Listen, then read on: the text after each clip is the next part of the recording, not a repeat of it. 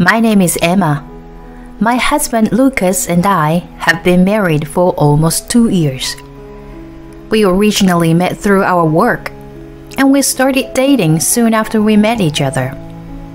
In our second year of dating, Lucas proposed to me. I said yes because I had longed to have a family, but also I was already 32 years old when he proposed. My friends and colleagues around me were gradually getting married, and I might have been feeling a little rushed. I loved Lucas, and I was sure if I married him, I would be able to build a happy family with him because he was always so kind and cheerful. However, about 6 months before we got married, my husband's father, the man who would have been my father-in-law, passed away. He had been suffering from a chronic illness, and I heard he wasn't in a very good condition. At that time, we had already started making plans for the wedding, and my husband and I were both surprised and upset. After discussing it with my husband and his family, we decided to go ahead with the wedding as planned. But I guess the shock of losing a family member was still too much for them. Lucas was busy with his work, but he kept coming back to his parents-in-law's house because my mother-in-law was very exhausted after her husband's death. Lucas was worried about her too. I had seen her a few times, but after losing her husband, she couldn't even eat. So my husband visited his parents' house every day to take care of her. I was also worried about my mother-in-law, so I sometimes went with my husband, but my mother-in-law was in a rough condition to talk to me. 1 month before the wedding, my husband made a proposal to me. If things continue as they are, my mom may go crazy. I'm thinking of moving in with her when we get married. So, what do you think, Emma? To be honest, I didn't know what to say. It's not that I don't like my mother-in-law. I know that my husband is worried about her so much. But it's a different story when you are asked to move in and live with in-laws. Let me think about it, okay? I told him that and asked him to give me a few days to think about it. I talked to my parents and thought a lot about what I should do. As a result, I came to the conclusion that living with my mother-in-law would be the best way for me to spend my days with my husband, whom I loved very much. To be honest, I'm not so sure I'm keen on the idea. But even if I start a new life with my husband, he will continue to worry about my mother-in-law. And if my husband has to go to his parents-in-law's house as often as he does now, even after marriage, I thought it would be better for us to live together to start with. My husband was very happy when I accepted to live with mother. Thank you so much. Mom will be very happy. His face lighted up, and it made me happy too. In fact, when I went to my parents-in-law's house before the wedding, my mother-in-law said to me, I am sorry, Emma. You have to live with me all of a sudden. But thank you. I'm glad you are going to be my son's wife. That's what she said to me. I knew that my mother-in-law was a sweet person. And because she raised my husband, I thought Lucas was, of course, a wonderful person. So I wasn't too worried at this time. I didn't know that my life with my mother-in-law was about to start like that. A few days after we went to my parents-in-law's house to say hello, we had a successful wedding ceremony. With the blessings of many people, we became husband and wife. The next day, we started preparing to move to my in-laws' house in earnest. I was also working, so I was busy every day. But after we moved in, My mother-in-law became cheerful day by day. She always prepared meals for us on weekdays because she knew we were both working. She also does the shopping for us on a regular basis.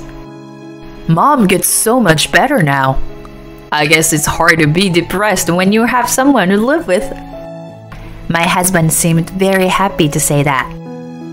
Seeing such a happy husband, I couldn't help but began to smile. One day, after about 2 years of such a smooth, cohabiting and newlywed life, it was a sudden event. I happened to take a weekday off to use my paid vacation. I usually leave the housework to my mother-in-law, so I decided to do it all by myself that day. As I was preparing for lunch, she spoke to me from behind. "Oh, thank you, Emma. I'll help you with something too." "It's okay. I always leave it to you. Please, let me handle it today." "Oh, really? I'll be happy to then." While chatting with my mother-in-law, who was as friendly as ever, I prepared lunch. And when it was ready, I put it on the table and we sat down to eat. Then, my mother-in-law opened her mouth. "Listen, Emma, this may not be the best time to ask, but I wonder if you can have a baby yet." "Excuse me?" She suddenly asked me a question I never thought I'd be asked. The side dish I was holding on slipped out from between the fork. Seeing me like this, she continued, "Well, you've already been married for a year, and you still can't even have your first child?" That's what she said, and I was at a loss. It's not that we don't want children, but I didn't happen to be pregnant yet.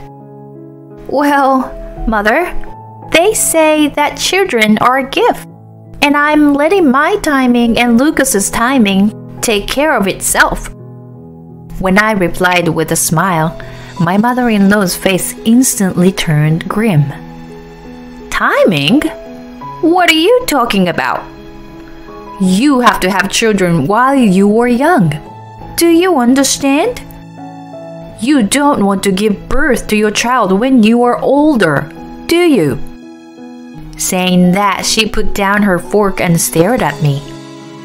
"It's not right that you can't conceive a single child after being married for a year and a half," she told me firmly.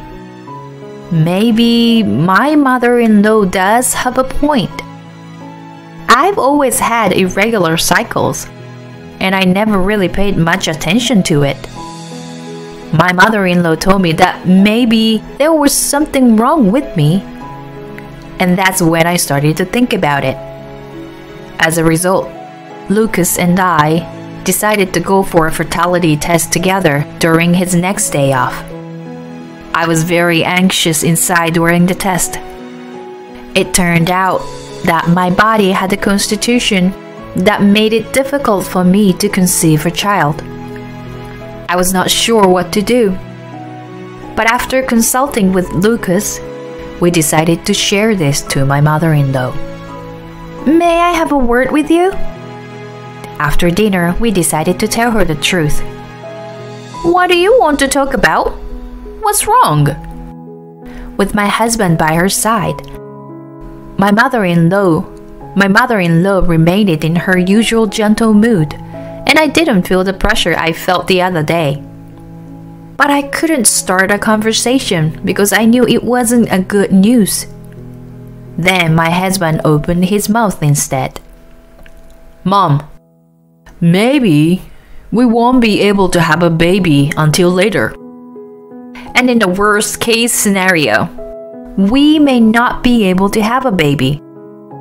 Then my mother-in-law's eyes widened at my husband's words, and she said, "Wait a minute! What are you talking about? Are you kidding me? We've been tested, and it turns out that Emma is constitutionally incapable of conceiving a child."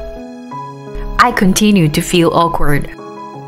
My mother-in-law was staring at me, and I could feel it even if I didn't want to.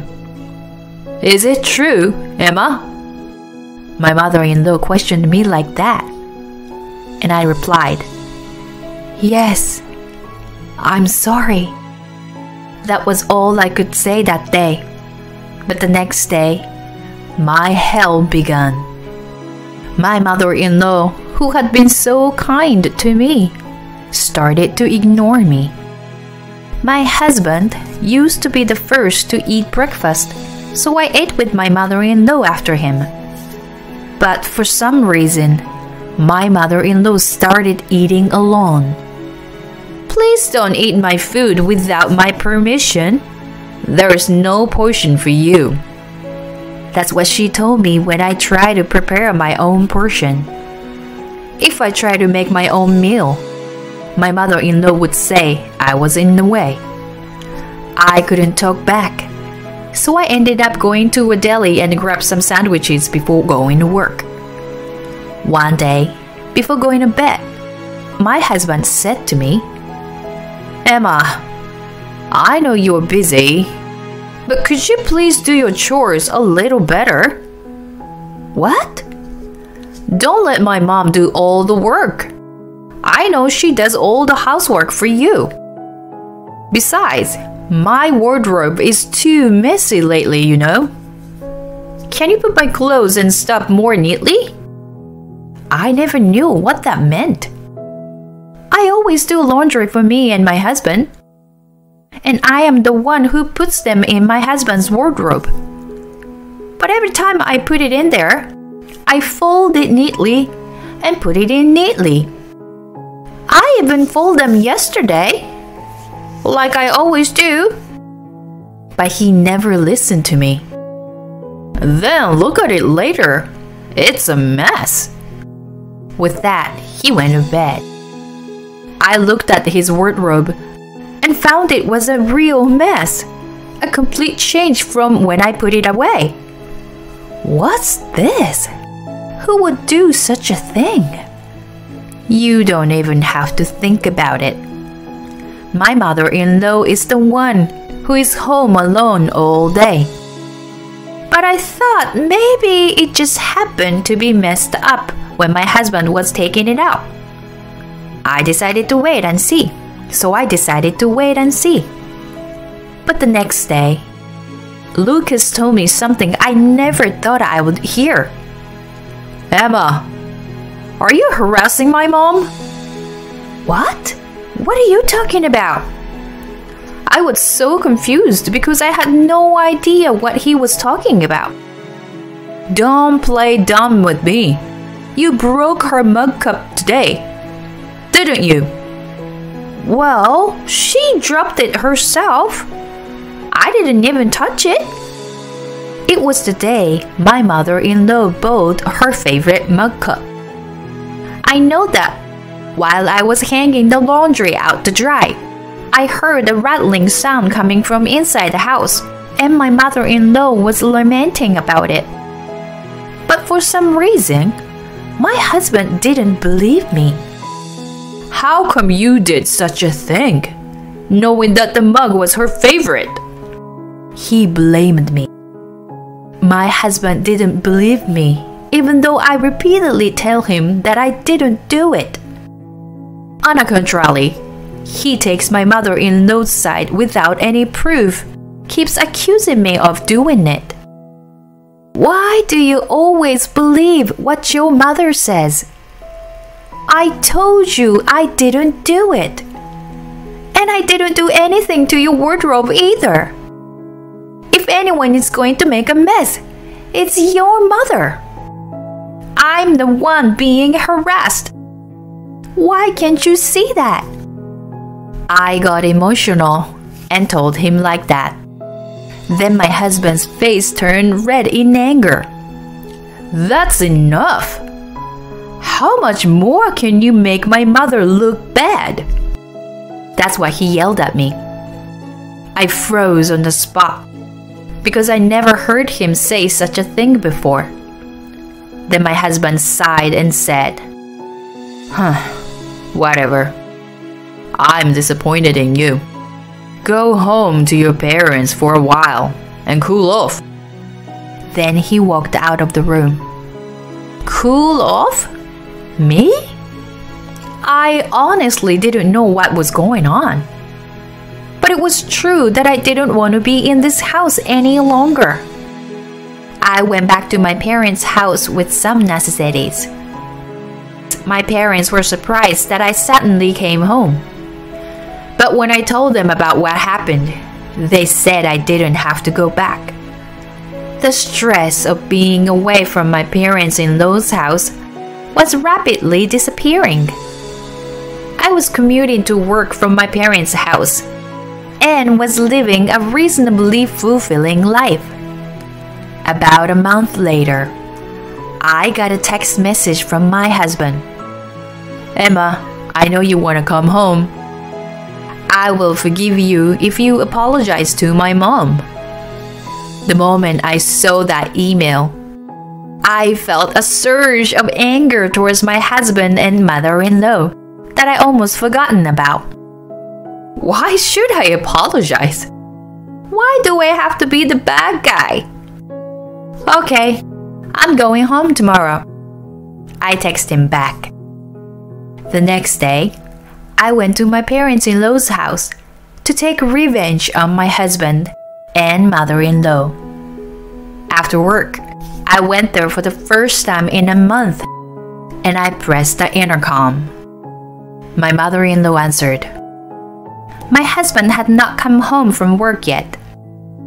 As soon as she saw me, "I'm so glad you finally came home, Mrs. Bad Wife. I wonder if you've reflected on what you did." She smiled at me as if she was looking down on me inside. I was taken to the living room, but as expected, my mother-in-law's ranting didn't stop until my husband returned. "I heard you told Lucas that it was my fault. How could he believe that? You are just a stranger to us. You've been in the way from the beginning, you know." I wanted to yell at her, but I held it in until my husband came home. He came home a few minutes later. "Emma, did you apologize to her?" That was the first thing he said. No, I didn't. There's nothing to apologize for." When I said that, my mother-in-law and my husband stormed in on me. "If that's the case, why did you come back?" "I was trying to get you to come back to live with us." I took a deep breath and said, "Thank you for everything you have done for me. That's what I came here to say." My husband and my mother-in-law froze at these unimaginable words. And then I took the divorce papers out of my bag and held them out to my husband. "I've had enough of playing family with you two. Let's go back to being strangers." When I said that, Lucas got angry with his face deep red. "Of course then. Let's do that right now." Then he got desperate, signed the divorce papers, and pushed them on me. "That's enough. You get the hell out of my house, you trashy wife. You just harassed my mother so much." I laughed and laughed in response. "What's so funny?" "I'm sorry. It's just so stupid. You still think you were right about your mother?" Lucas was upset when I said that and said, "What? Of course, she's right." And then I showed him a video. The screen was blacked out, but it was a recording of my mother-in-law's outburst at me. "What the?" My mother-in-law's face turned pale as she listened to it. "Hey, what the hell is this?" he asked to his mother, but I answered instead. "I have heard a lot of abusive words from your mother.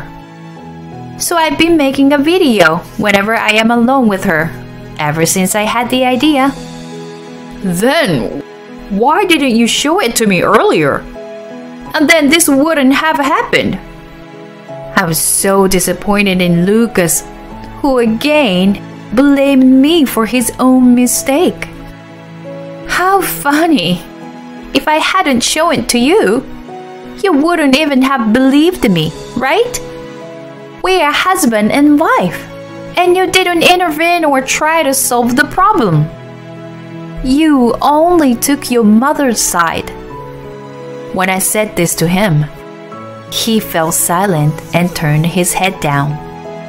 By the way, I didn't do the wardrobe thing either. If you think I'm lying, go to the police and ask for fingerprints or whatever they do. I'm sure your mother's fingerprints are all over the place. When I said that, he huffed and said, Mom, please say she is lying. He confirmed it to her with a pale face. As expected, my mother-in-law was intimidated by the word police. She didn't deny what she has done so far. So, I'm going to say goodbye now. Bye. As I was about to leave, my husband came up behind me and said, Wait, Emma, I'm sorry. Please forgive me. He began to string together lines that I've only seen in a comic book. But my feelings have not changed. Be good to your favorite mother. With that, I left my parents-in-law's house. After that, my husband contacted me a lot for a while, but I ignored him completely. I even hired a lawyer. I sued my ex-husband and my mother-in-law for alimony, claiming emotional distress, but it wouldn't make any difference. I was able to get them to pay me a reasonable amount of money. I don't know what my ex-husband and mother-in-law are doing now, and I am not interested in that. I now rent an apartment near my parents' house, and I am living a much more fulfilling life than before. I realized that marriage is not something to be rushed into, and that you should get married only after you know your partner's family properly. From now on, I would like to make the most of my reflection and try to be a better judge of people.